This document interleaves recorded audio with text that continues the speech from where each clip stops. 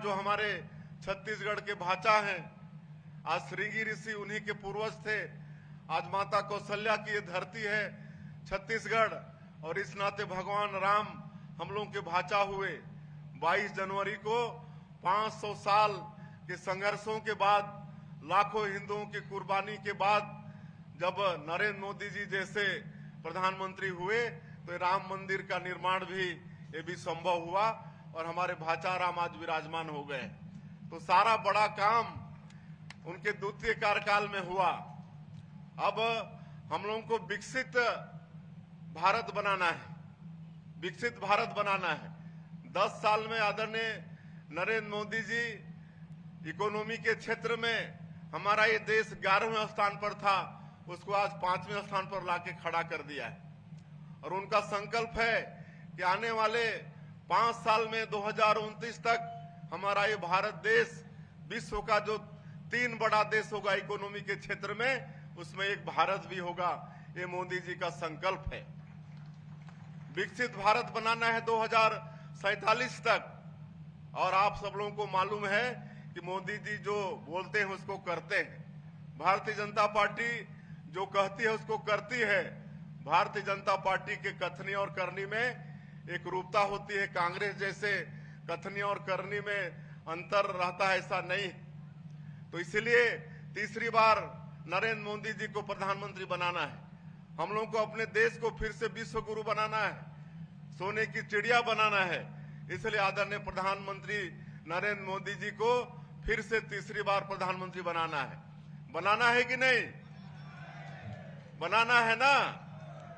और बनेंगे ही, लेकिन उसमें कांकेर लोकसभा का भी सहयोग होना चाहिए। चाहिए कि नहीं? तो सहयोग कैसे करेंगे? आज भोजराज नाग जी भारतीय जनता पार्टी के नरेंद्र मोदी जी के सांसद के प्रत्याशी हैं। इनको सांसद बना के भारी मतों से जिता के दिल्ली भेजना पड़ेगा, है कि नहीं?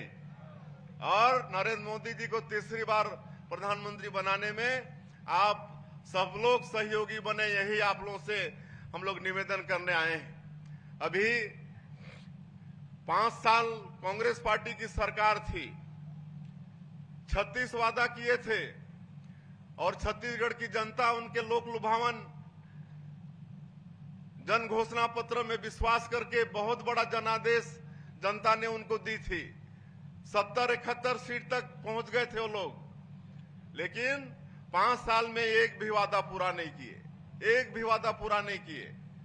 5 साल में छत्तीसगढ़ को लूटने का काम किए, छत्तीसगढ़ की जनता को धोखा देने का काम किए, छत्तीसगढ़ को भ्रष्टाचार का गढ़ बना दिए, छत्तीसगढ़ को अपराध का गढ़ बना दिए। आज क्या क्या में भ्रष्टाचार नहीं किए?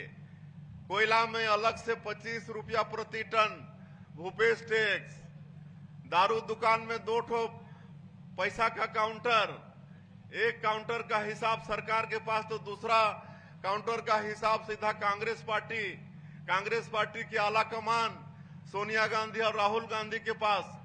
आज कितना लोग कांग्रेसी लोग जेल में हैं, उनके अधिकारी जेल में है, मालूम है? 6-6 महीना साल भर से बेल नहीं हो रहा है उनका। जो अधिकारी उनका साथ दिए भ्रष्टाचार में वो भी जेल में है, और जो नेता भूपेश बघेल का साथ दिए वो भी जेल में है। और भूपेश बघेल के ऊपर भी FIR हुआ है, मालूम है कि नहीं? मालूम है ना? महादेव सट आए। अरे भाई, महादेव भगवान को भी नहीं छोड़े। भगवान से तो थोड़ा डरो, लेकिन महादेव से भी नहीं डरे। महादेव सट्टा ऐप, उसमें प्रोटेक्शन मनी 508 करोड़ रुपया लेने का आरोप छत्तीसगढ़ के पूर्व मुख्यमंत्री के ऊपर में है, FIR है। इससे शर्म की बात और क्या हो सकती है छत्तीसगढ़ के लिए? तो ऐसे भ्रष्टाचारी लोगों को हटाना है कि नहीं? हटाना है ना? तो आने वाला 26 अप्रैल को आप सभी लोगों का बहुमूल्य वोट कमल छाप में बटन दबा के मिले। भोजराज जी प्रचंड मतों से सांसद बन के दिल्ली जाएं और नरेंद्र मोदी जी तीसरी बार प्रधानमंत्री बने, यही आप लोगों से आए हैं।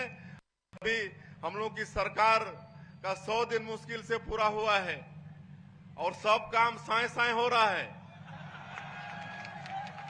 और कांग्रेस का बाय बाय हो जा रहा है कि नहीं? सब काम साए साए हो रहा है और कांग्रेस का बाय बाय हो जा रहा है, उनको मुश्किल हो जा रहा है। 18 लाख प्रधानमंत्री आवास स्वीकृत कर दिए, 12 लाख से ज्यादा किसानों का 2 साल का बकाया बोनस दे दिए, 21 क्विंटल प्रति एकड़ में धान खरीद लिए, 145 लाख मीट्रिक टन अंतर की राशि भी दे दिए। महतारी लोगों को महतारी बंधन का एक किस्त दे दिए, 3 तारीख को फिर से इनका किस्त आ रहा है। तेंदुपत्ता 5,500